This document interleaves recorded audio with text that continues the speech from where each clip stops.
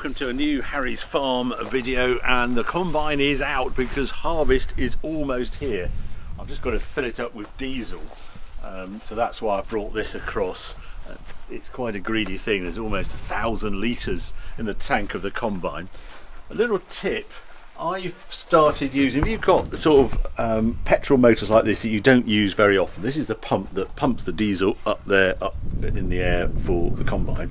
Just a donkey engine as it's termed, but it runs on petrol, and it's the sort of thing that you don't use very often. And I've found this thing called storage fuel, and it means it has no ethanol in it, because we've all got this nightmare of E10 ethanol fuel now today, and it doesn't store, and it goes gummy in things and blocks the carburetors or pipes in this sort of engine. Really good solution. It's about £3 a litre, but the amount of petrol that uses is tiny, so it doesn't really matter. In this video I'm just going to show you quickly around the combine what's been done. The service is now completed. We've got some stone wool happening over there. Why aren't we combining? We've got this heat wave going on in the UK, and the combine sat here where some of my neighbours are already combined. And when we were in France last week, they'd combined the barley and they combined also rape, and they're now combining the wheat. Why aren't we flat out combining here? So I'm just going to explain that a little bit as well. So just kicking off with the combine, I think last time I did a report they were mechanically and everything on here, so all filters were done.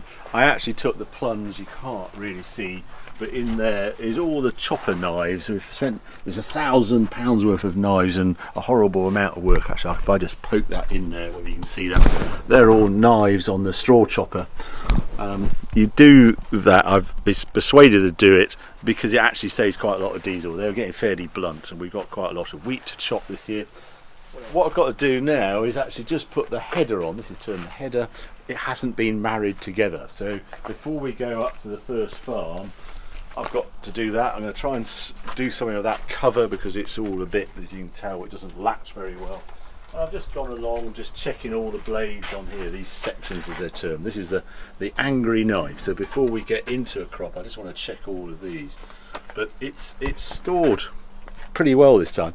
It feels slightly odd to me having a slightly scruffy combine. We have purposely not washed it this year because I was just getting rust appear on various things just because of the amount of water on it. This year we just blew it off with a very powerful compressor, and then I've sprayed everything with a corrosion preventative spray, so there's no rust on it. It just looks sort of as though it's done a few days combining already. But it's the other thing we've been, obviously the grain store needs sorting out, so we spent a day or so hoovering out the grain store. I've got this wonderful sweeper on the front of my Manitou that I am really keen on. I bought it at a farm sale, and it's one of the best things I've ever bought because it's a giant sweeper like you see on the road sweepers, and it gets rid of 90% of the dust and hoovers it up, and then you can cart it off and tip it somewhere. So we've been busy doing that. But Mark Cheney has also been busy here. He's been finishing off the stone wall while we've been away, so I think we ought to go have a look at what he's been up to just the other side of the farm. God, right, I'll go away for 2 weeks and look what happens. Amazing.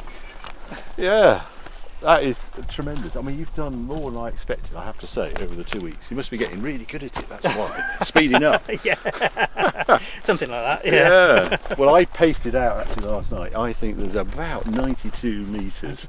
92 metres of new wall, wow. New old stone wall. Wow. Done.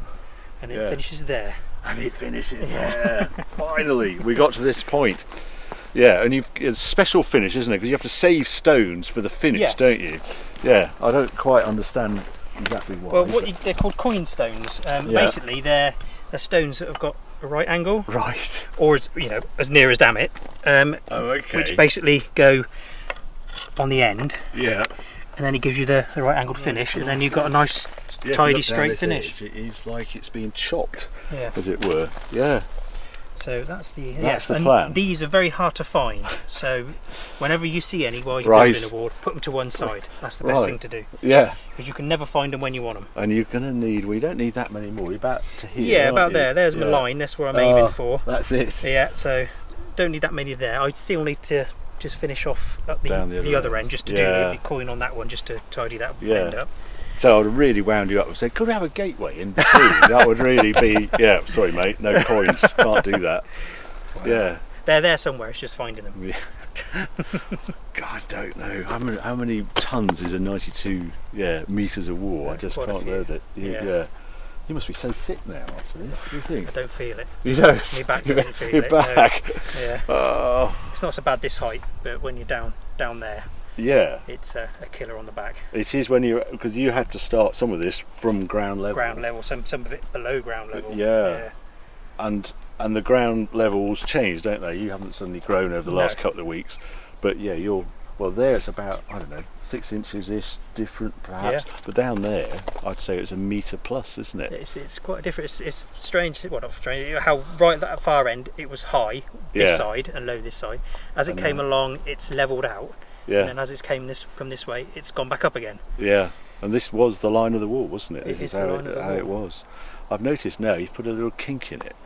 Yes. Yeah, slightly bent. Just a slight bend, yeah. Otherwise we'd have ended up here. We'd have been about here somewhere. Right. So we needed to put a little bend in it. But then that's the way the old wall went. Yeah. So, I mean, you can see the remnants of the old wall there.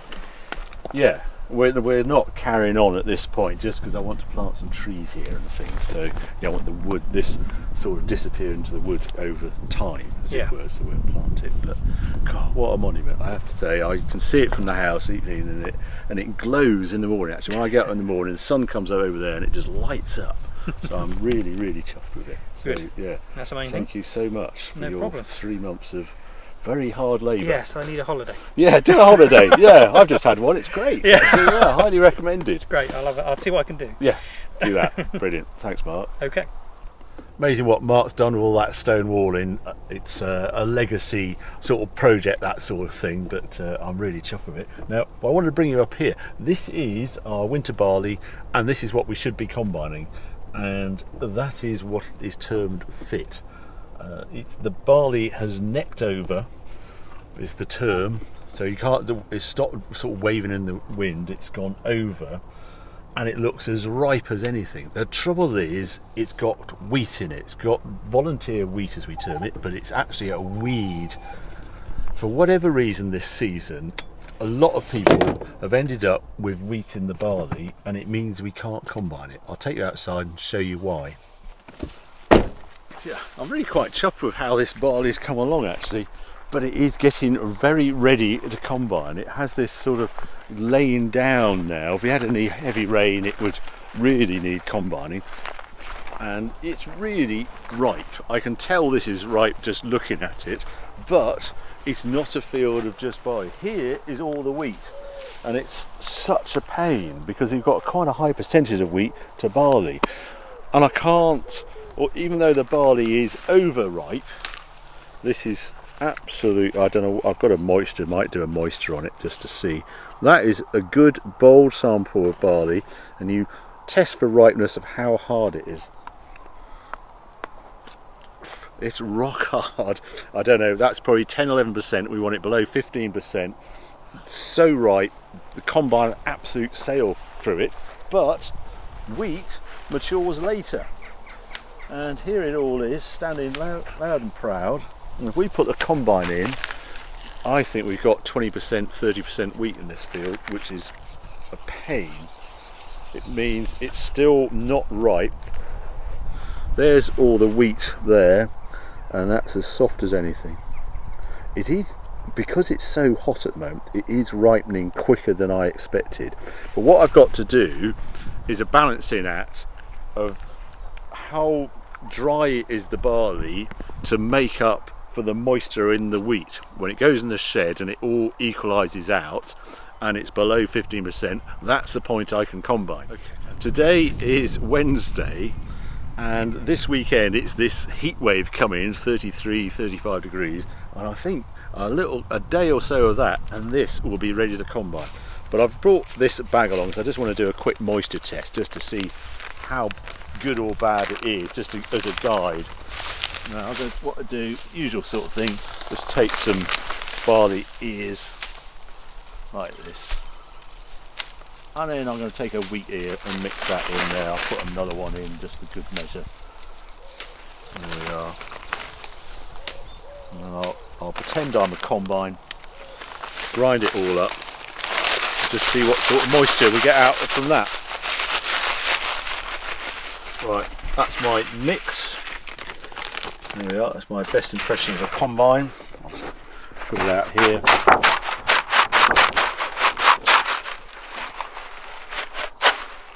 That's not bad.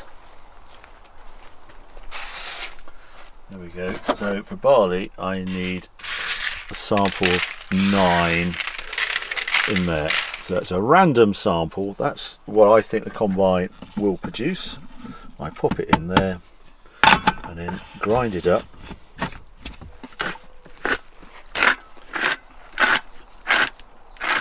I can tell from that noise that's dry, that barley, but what is it with all that wheat in it? So this is the countdown, as you can see there, and then it will come out with a moisture reading. Let's have a little look. Oh, 23. So that's my problem. There's just too much wheat in it. 23% will go hot and smelly in the shed. I can't sell it. And the other trouble is, not only is the grain wet, the wheat straw is wet as well, so the baler boys won't want the straw either. So I've got nothing but to sit back and watch this glorious weather and just hope that this forecast is right and we get some proper dry weather to come. I want to just actually mention grain prices as well, because I did a Harry's Farm a couple of months ago, I think. Right when Ukraine, the invasion was going on, grain prices just shot up, and they got to a height on the London futures of around £350–360, and that's for November 22. It's just how it's an indicative trade. It just gives us an indication of what grain prices are in the futures, so don't worry about where it's from. That futures price, I looked at it this afternoon, and the November futures price now, 275. So it's come, the grain prices in the UK have come quite a long way down from that peak when we were pretty scary, just the prices that it was potentially going to reach. What's confusing me, it does mean ex-farm we're about £260. Last year it was about £100 less than that, so a significant increase, but not the crazy price that we had in late April, May time. It's the same story of oilseed rape as well. That price has come down right off the top. It's come down from about £7.20 to £5.50. Last year was £400 or thereabouts a tonne, so £150 more this year. Grain prices have moved up, but not to the giddy heights we were at a couple of months ago. That's partly because harvest has started all across Europe. There's conversations still how they're going to get that grain out of Ukraine, and the harvests that have been happening, like we've seen in France, etc., have been okay to good. So who knows where the grain price is going. What's interesting also, if I look at that futures price, is how if I can look at the predicted price for November 23, and that's about £240, and November 24, and that's about £220. So the price going forward is coming down, it's going off. And that, as a business, I'm thinking, well, hang on a minute, all my inputs have gone up, fertiliser is more than doubled in price, and yet the grain price I'm going to get for next harvest is much less than this year. So that's the tricky conundrum that all farmers are dealing with. But it's only that price, as we can see, that's 2 months, it's moved like £80. Unheard of in the grain trade to get these massive moves in grain price. What everyone's concerned about, that I'm going to pay a big price for the fertiliser, and then we're going to get another £80 movement downward. That's the flap. So a lot of people are doing covering and how to get round the grain price going on. So anyway, that's the barley. I'm now just going to show you what's happening with the oilseed rape. And again, this is really moved as well. We've actually decided to desiccate this, which we did a couple of days ago, so that you desiccate with glyphosate again, Roundup, but you put a pod sealant in there because you're worried. You see here, this is sort of exploded beforehand. Pods have a habit of doing that when they're hot and not ripening in different temperatures, or if you get some rain or heaven forbid a hailstorm, that they burst open. like those have done there, and this pod sealant is like a slightly glue, they call it like a gluing agent, and that should seal the pods. So you can see how we've gone through. I can just see the sprayer marks just as it's gone through the crop there. It's remarkable how little damage they do, but they're on right up on tippy toes. They've got big, you put the row crop wheels as it's termed, really thin wheels, taller, so you get massive ground clearance, and they go through the crop. But this, once we're into the barley, this isn't going to be that much longer before this is ready. If I do this, just grind it up a bit rather than actually ripping the pods off. There we are. It's very hard. I'll try. There we go. You can just see the black seed there. There we are. I'm a bit concerned because there's a lot of very small black seeds. That's going to take a bit of combine to keep those in the combine. I'd rather they're a bit bigger. But anyway, there's a good crop here, and it's very consistent across the field, and it's encouraged me to grow it again for next year. So yeah, that's what's going on Harry's farm. We're all sort of on tenterhooks, all action stations ready to go for a few days' time. But yeah, which I think will be this weekend. But what I'd love you to do, I was looking at my stats last night, and I'm not quite at 100,000 subscribers, but I'm tantalisingly close. I'm about 1,900 subscribers away. So if you haven't already subscribed to my channel, Harry's Farm, please do, and we can pop it over 100,000 subscribers before we hit harvest. That was always the ambitious this year in 22. It'd be great if you would subscribe. If you do, well, there'll be more videos coming along very soon. Thanks for watching. You're going to get in here? Are you? Are you going to get in there, are you? No, you need a lift, don't you?